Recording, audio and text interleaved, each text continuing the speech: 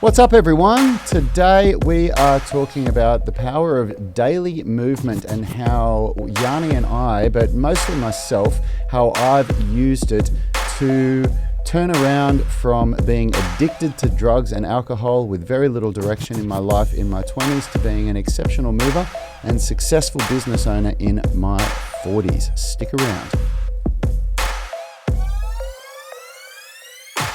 What's up, everyone? Yani Burmeister here. We're recording for the Sound of Movement podcast, and I'm here with my brother Rad, as usual, and Richie behind the production desk. We are Unity Gym and the UMS movement system. Today we've got a great discussion going on, and we are going into a deep dive into some personal stories, aren't we, Rad? Yeah, absolutely. We're going to... Look, we're talking about the health hierarchy of needs, and for those of you that haven't been listening, we've created, just like Maslow's hierarchy of needs, we've created the health hierarchy of needs. The 5 pillars that we've identified need to be taken care of in order before progressing to the next one, for people to achieve great success. So if you don't know what they are, at the bottom we've got motivation. After you've developed a burning desire for your goals, for what you want to do, we can move on to daily movement, habit. Then we can move up to nutrition, tackling nutrition, and only once we've got those 3 in check, then we can move on to physique, developing a healthy physique, and then finally we can move to movement mastery. And what we're doing yesterday and today, we're talking about the power of daily movement practice and daily movement habit. And in all honesty, I didn't know if we were going to have you here today, Yani, because if you could see Yani's eye, it is full on. He looks like he's got, the worst case of pink eye you've ever seen. But he's got a little, we're going to find out soon because he's got a doctor's appointment in 40 minutes. But we think that Yani's aggravated an old little bit of scar tissue on his eye from when one of his kids scratched his eye, but it is so red and swollen and it's watery and everything. And I didn't think it was going to be on the show. So I thought I was going to be talking just about my story. But the truth is, Yani and my story is intertwined here. We both have a very similar background. So I'm going to get started with mine, and we'll see, how Yani wants to come in with that. But, basically we're talking about, once you've got on the road to health, fitness, and finally movement mastery, we want, actually I should probably say it the other way, on the road to fitness, health, then movement mastery, we, on the second part of the health hierarchy of needs is a daily habit of movement. And I want to talk to you about my personal experience with that. So when I was in my late teens and into my 20s, I developed a terrible drug and alcohol addiction. And it's taken me a long time to feel confident to talk about that. Probably because I've totally beaten it, that I feel confident about talking about it. I was very ashamed of myself. And when you have a drug and alcohol addiction, you also have a very dishonest life because you lie to people all the time. I don't know that I've never met anybody that's in the midst of a drug and alcohol addiction that is honest about it. People are, they front during the daytime to try and make themselves look like they're a normal functioning person, but then they've got these horrible addictions that go on in the evening or on the weekends. And I was no different.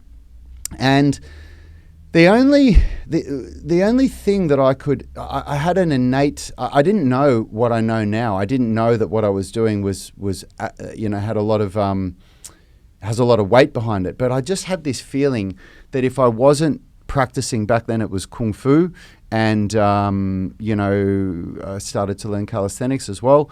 I just had this feeling that if I wasn't doing some kind of movement and really trying to pursue excellence in that field, that I was really, really going to end up in a bad place. So I pushed myself to do that.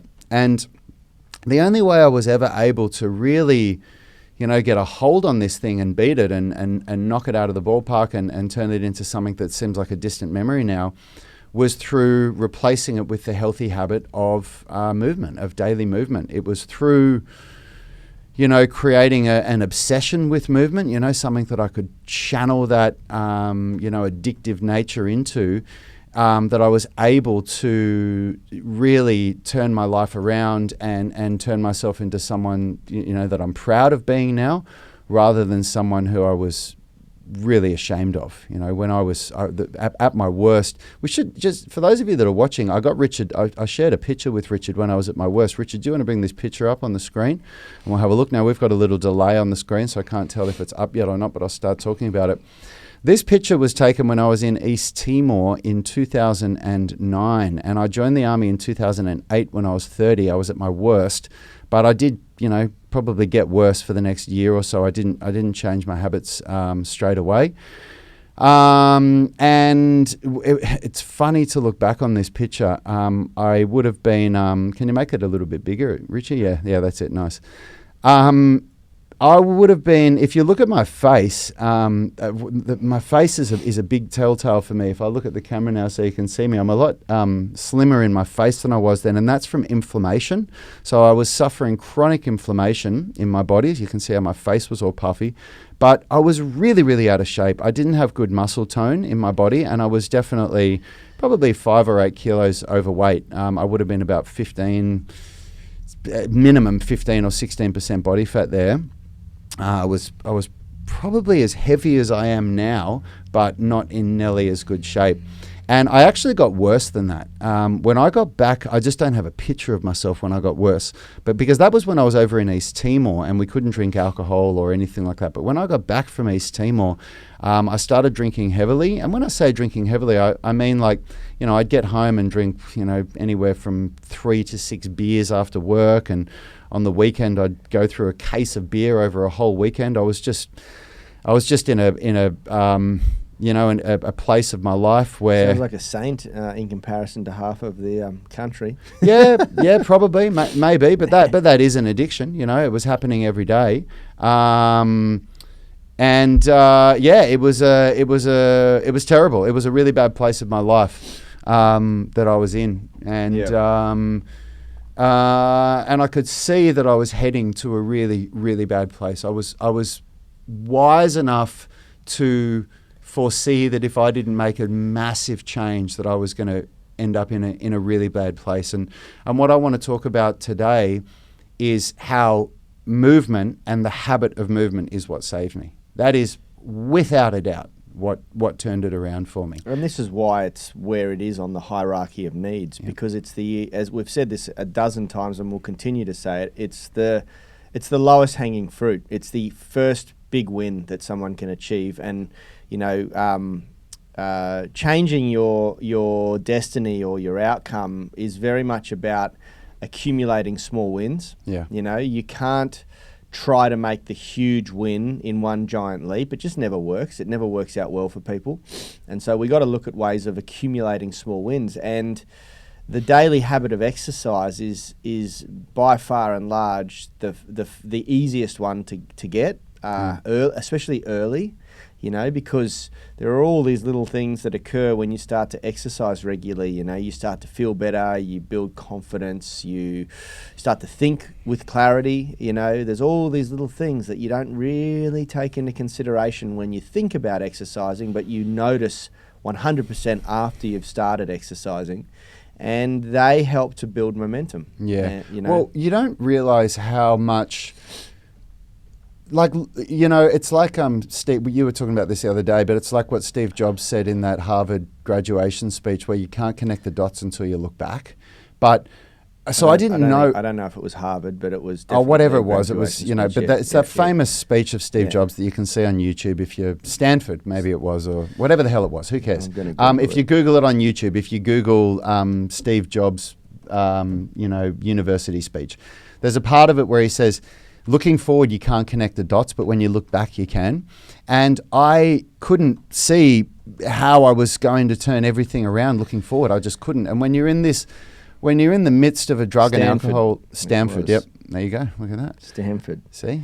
when you look forward, 2005 Stanford commencement address, just in case anyone's looking for it. That's a really, really good speech to watch. You should check it out. Share it, Yanni, in the comments. So looking forward, I could never understand how I was going to turn my life around, but I knew that I needed to do something, and I knew that I needed to stop taking drugs and alcohol. I knew that there was no way I was ever going to be successful if I couldn't. And when you do have a drug and alcohol addiction, you go through this perpetual cycle where, you trash yourself on the weekend, you wake up the next day and you just feel so low. The depression and the way that you feel, and you just think, oh my God, how did I do it again? And it always starts with a couple of drinks. It always it's very rare. Well, when you're a teenager and you're in your early 20s, it's really different. You plan for these nights, like you plan it with your friends. But once you're past that point where it's that exciting, it's something that always happens after you get a few drinks under your belt. Somebody makes a suggestion or you make the suggestion and it turns up being into a big night. And that's why for this year, why I completely eliminated alcohol, even having a couple of drinks, because I identified that alcohol was my trigger for everything bad that I ever do in my life. But what happens with exercise? So on the contrary, so you go out, you have some drinks, you eat shit food, you take drugs, you have a late night, you do whatever it is that you do that's bad, you wake up feeling like shit. Yeah. And you beat yourself up for the next week, where I don't care who you are. If you drink heavily on the weekend, you are paying for it for the whole week. But people don't realise it. No, they don't. They don't. When you're in the perpetual cycle of it. That's exactly right. Especially because most people have been doing it since they were a youth. Yeah. So they've never experienced, what it's like. And we had this experience with one of my clients here who I work with on a one-on-one basis, who's the CEO of a company here in North Sydney.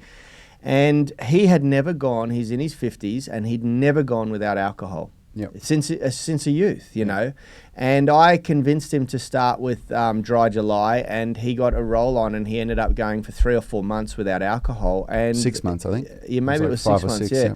The guy was a different person, and he said it on a daily basis. He said, "I cannot believe how different I feel. Yeah. How much more clarity I have. Yeah. How much more productive I am." Yeah. It just completely transformed him as a human being. And I think this is something that I challenge anyone to do. Yep. You and I have gone for 12 months without alcohol, and it really, it's quite phenomenal. Yeah, I'm at a point in my life now where what I'm feeling now from not drinking, I'll never not drink. I'm not saying I'll never drink again. I don't want to say that, but I am not a drinker anymore. I've made that clarification. Yeah, it's interesting. I was just in the doctor's surgery filling out their form, their questionnaires, and I ticked the non-drinker box. Yeah. You normally tick that 2 to 3 drinks a week or whatever it is, or something like that. But so if we go to on the contrary, if we go to you drink alcohol, you take drugs, you have a big night, you have bad food, you feel shit for it, and you beat yourself up. On the contrary, you do a workout, forget the health and benefits that come from it from long term. Forget it. You do a workout, it empowers you. Yeah. Whoever did a workout and spent the rest of the day going, oh my God, why did I do that fucking workout? I can't believe I did that. Why did I do that to myself? Who does that? Yeah. You don't do it. It has the complete opposite effect. It empowers you. And when you do that, like one workout does that for you, just one.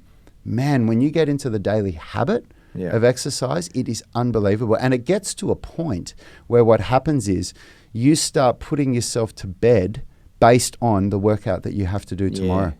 Yeah. And you start saying no to things because you don't even, no one needs to, there's a period of time where you have to twist your arm. And you go, do I want to go out with my friends or do I want to, no, I don't know. But after a while, like where I'm at now, it's no question. Yeah. People say to me, it's funny, on Saturday night, somebody contacted me on Facebook when I had just finished watching that movie, and it was 11:30. It was so much later than I've been up in a long time. I started this movie at 9:30, and this friend was doing a FaceTime, and they were at a party, and they were, dancing and raving, and oh man, you got to come over. And I was just like, no way, man, I'm going to bed. That's it. But the old me, I would have gone. I would have gone. I would have thrown caution into the wind. I've found a formula that really works for me, and it's going to be slightly different for everyone. I find that when I go on vacation somewhere, usually overseas or to Bali or wherever else, I don't mind having a few drinks, and it's totally fine. It affects me differently, and I'm not trying to be productive in those times. I'm just trying to spend quality time with family, friends, things like that. But when I'm around my environment, my work, where I'm striving to be the best version of myself, the two just don't work. And I am well aware of that. Well, I think the way you describe this to me makes a lot of sense, which is that Your stress is like a cup. It's like a chamber that it can handle so much before it overflows. And work is a stress that pours a little bit into the cup. Not getting enough sleep is a stress that pours a little bit into the cup. Kids are a stress. As much as relationships are amazing and, of course, great for us, there's also a little bit of a stress there. There's all these things that are a stress. And alcohol is a stress. It's a huge stress on the body. It's not a relaxant. It's the old minute on the lips, forever on the hips. The moment when you drink it and you sit down, it's relaxing. But the detoxification that occurs after that, the fact that you almost always go to sleep in a state of detoxification when you're drinking, so your body is, instead of regenerating, it's detoxifying the alcohol. It makes sense. Allow me to go a little bit deeper on there. Once the body converts alcohol to acetaldehyde, it has to convert acetaldehyde, which is a phenomenally toxic chemical to the body. It destroys every major organ in the body, acetaldehyde. Yep. Your body rampantly tries to convert acetaldehyde to something that it can metabolize and convert to energy. And what it does is it converts acetaldehyde to acetate, and acetate can then be converted. It's a very potent fuel source, but here's the catch.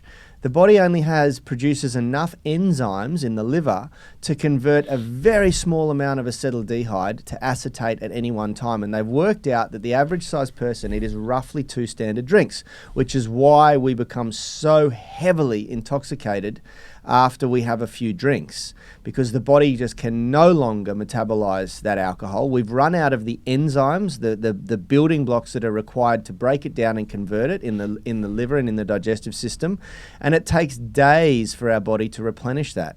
So what happens is the process of converting the alcohol to acetaldehyde continues, but what happens is that acetaldehyde remains in the bloodstream for a long period of time. And while it's in the bloodstream, it's causing severe damage to the major organs in the body, including your skin, including your heart, including your eyes, including your kidneys, and, of course, your liver.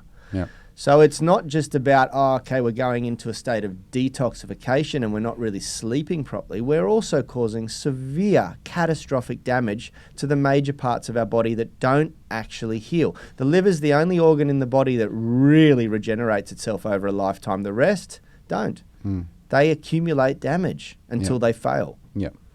So, we're talking about the daily habit of movement. If you've just tuned in here, we're talking about how a daily habit of movement practice turned me from being addicted to drugs and alcohol in my 20s and even in my early 30s to being, completely free of those addictions and in the best shape of my life and a successful business owner in my 40s. And we're talking about the power of habit and the power of a positive habit. So, can I just quickly interject? Because I think it's really important that we reinforce what you said before, because this is the aha moment for everybody.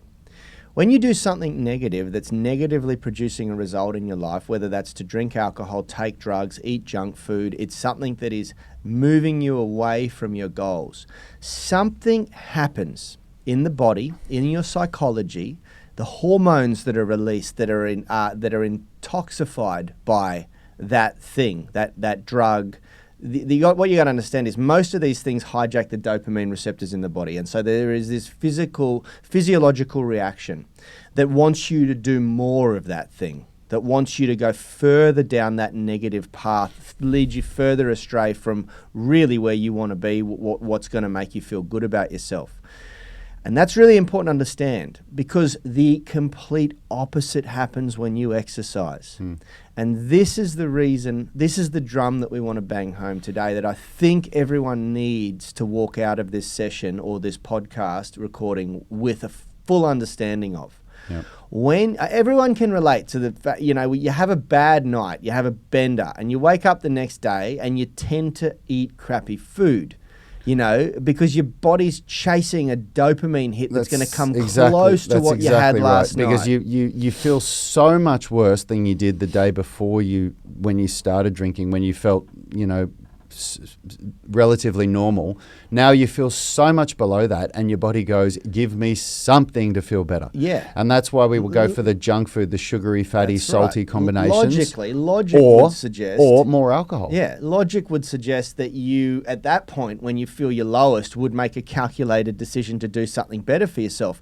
But this proves my point. The fact that we don't is because your neuropeptide receptors in your body are being hijacked by chemicals that are carefully crafted to do that. You know, and the worse the drug that you use, the harder you feel it the next day, you know, or the more of the drug that you consume. And it can be bad food. Bad food has the same effect. It's on a slightly lower level than a class 5 drug like cocaine or heroin or something like that, or even alcohol, but it still has the same effect. If you have a binge on crappy food of a day, the next day you find it really hard not to follow up on that because you're chasing the dopamine hit again. And what we want you to understand is that the same happens from exercise, but in the opposite manner. You get a feeling of fulfillment, you get endorphins, and if you do it properly, you'll get dopamine as well. Unfortunately, albeit at a much lower dosage, but it can become addictive in the same way. Oh, it absolutely can. And not only can it, it will. And this is why this step comes after the motivation, after creating the burning desire, because for the first few weeks, maybe even months, it's going to be really hard to not go back to the alcohol, to the drugs, to the fast food that gives you that quick fix when you feel down. And you will feel down. There'll be time, you're not going to feel good all the time. You're going to go through times where you feel down. And if you haven't created that burning desire, if you're not 100% clear on what it is that you're trying to do, then at those moments of being down, you're going to turn to the quick fixes again. And I did that for 10 years, 12 years, I don't even know how long. It was well over a decade. I had no strategy in place. All I had was a goal that I wanted to change, but I had no strategy for how to do it. And for me, I had to join the army.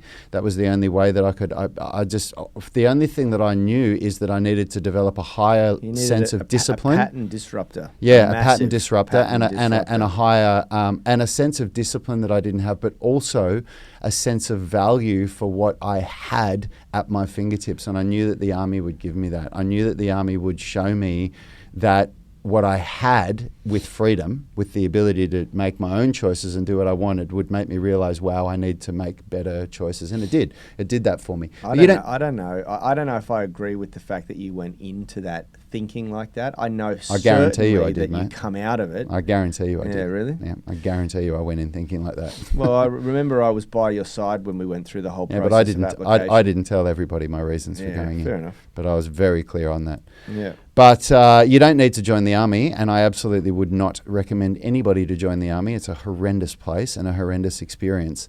What you can do is by following these steps, you can turn your life around. And you need what people need to understand is that almost everybody on the health hierarchy of needs is here for the 4th or 5th step. Yeah. That's why they start exercising. That's why they join this group. They either want to become healthy, fitter, or something like physique. We chose the word physique because it encompasses health and fitness and looking good. It's not about, we're not saying physique like be a bodybuilder. That's not what we're saying. We're saying being in a healthy body, having a healthy physique. And we threw around a couple of different words, but we decided to settle on physique. So whether your goal is that you want to feel better, whether you ever want to come chronic pain, whether you want better health, whether you want to look better, whether you want to build lean muscle, whether you want to lose fat, that's all physique. Yeah. One thing I want to say, sorry to jump in, because this is really important. You can achieve an incredible physique and be really unhealthy.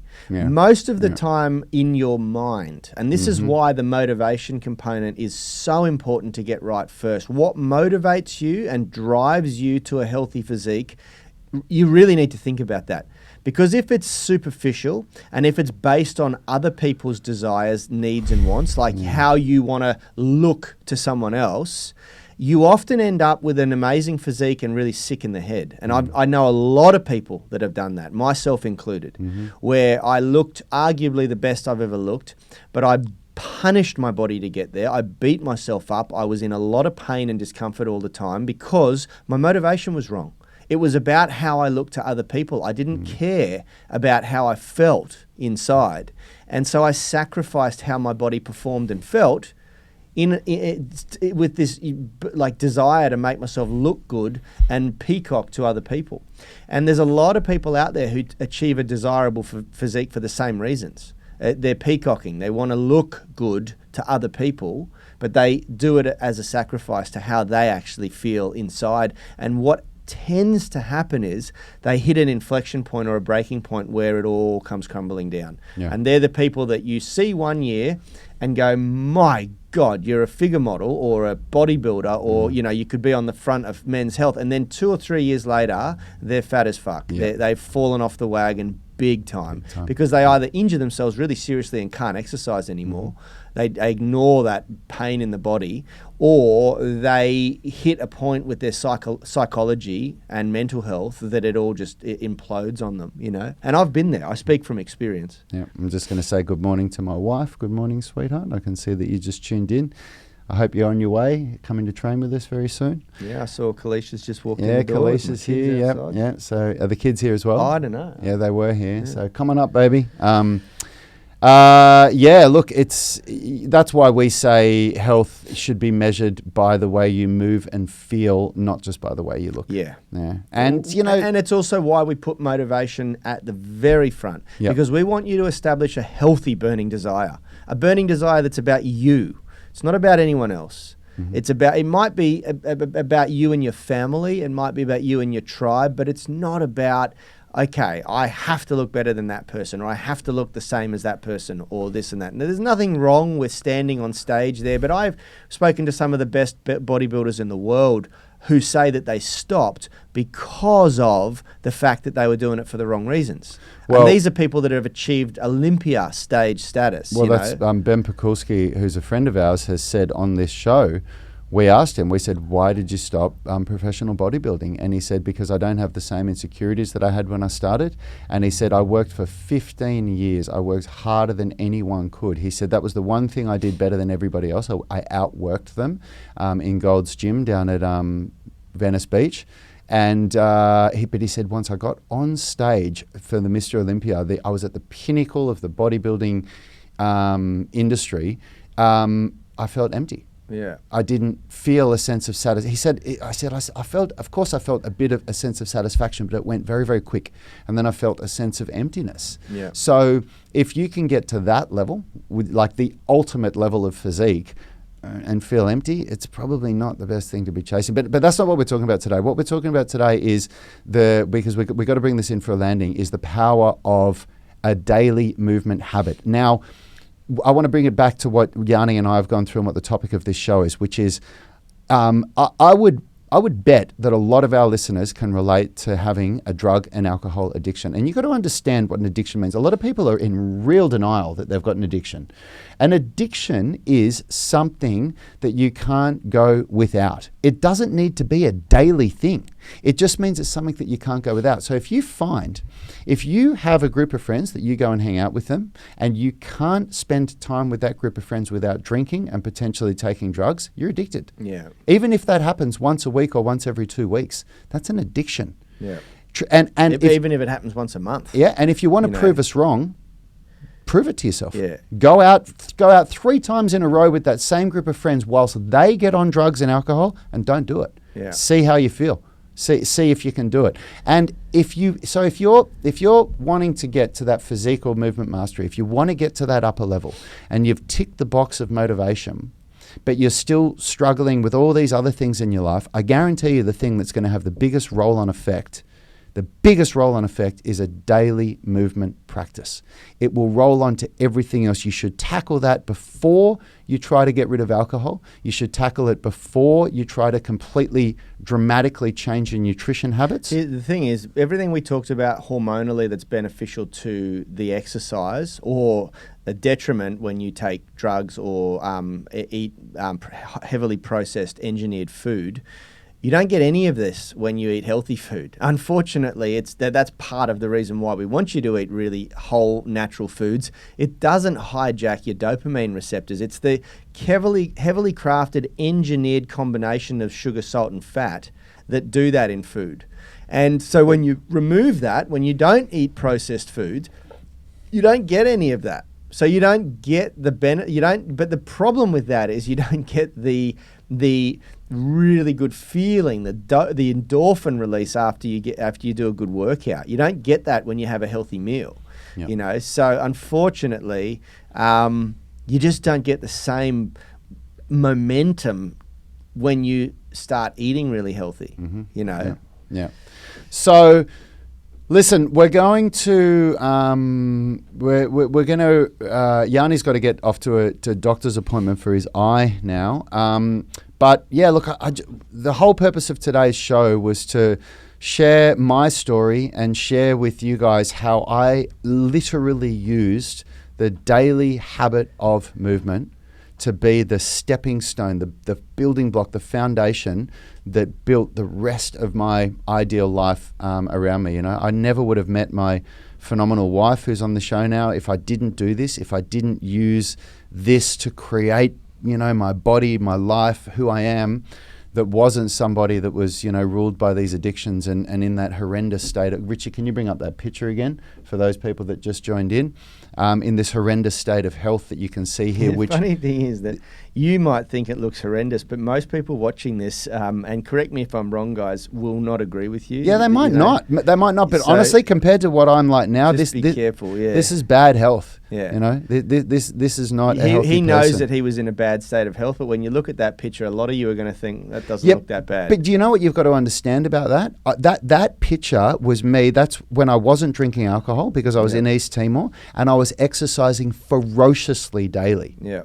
So because I was in the army, so we were exercising phenomenally. So to look like that, exercising the way that I was exercising, but not drinking alcohol, when I got back to Australia and started drinking alcohol and wasn't exercising as intensely as I was when I was over in East Timor, man. Simon Morgan saying totally agree, Yanni. Yeah. Look. It Simon, means a lot to Rad. That's at age 30 as well, though, brother. Yeah. It doesn't matter. It doesn't matter. Mm. Trust me, man. You look at that photo. It doesn't have the impact that you're hoping for. Well, compare it to what I look now. Like now, it doesn't. For those of you on the podcast, he's showing a picture of himself at his worst physical state. That he's got a photo. No, of. It's just that I've got a photo. I got worse, but than it that. really doesn't look as bad as he thinks it looks. Fair enough. Unfortunately, both Rad and I struggle to find photos of when we've been really out of shape. I've got a couple of dad bod photos where I'm about 8 kilos of fat heavier than I am now, but people will still look at it and go, "What? I can still see your abs." But the unfortunate thing about that is that 66% of Australians are now overweight, so that's become normal. We have extremely high standards. Yeah, so Roger, thanks, mate, and happy to share my story, mate. Yeah. Look, I want to motivate people, and I want people to see, Yanni and I want people to see us as real people that have real stories, not people that stand up on a pedestal that have unattainable physiques and unattainable goals. We're normal people just like everybody else, and we've struggled. And we've both used exercise to overcome Yep. our issues. Exercise was, for us, the tool that we used. And the problem is now, sort of 16 to 20 years into our journey, we identify that initially when we started exercising, we probably had the wrong motivator. And that's why we're creating this system and this course, which starts with the motivation and burning desire. Because if you can start to think about the big picture, macro picture from the very start, you'll probably save yourself a bit of pain down the track. Both Rad and I have beat ourselves up. We've got a lot of injuries that we're having to work around now because we had slightly the wrong motivation. Rad's motivation initially was very competitive, and mine was the same. And mine was about impressing other people.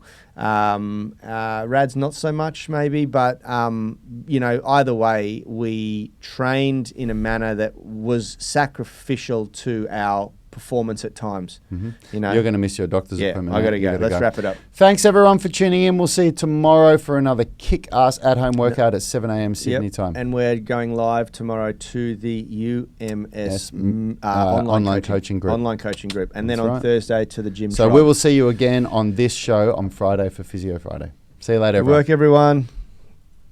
Health is about performance, not just body image. You better be willing to accept what you're going to have to do to get there. We'll start focusing on movement goals, strength goals, flexibility goals. When you nail that skill, it's there forever. The body image goal doesn't get you that It's far. the consistency and frequency that's going to get you there. It's not the intensity. There's no shortcuts to mastery and movement. Destination doesn't change overnight, but your direction will. The gym is not the place to beat up the body that you hate. It's the place to build the body that you love. We are the gym that teaches people how to move instead of just exercise, because we believe that health is about performance, not just body image.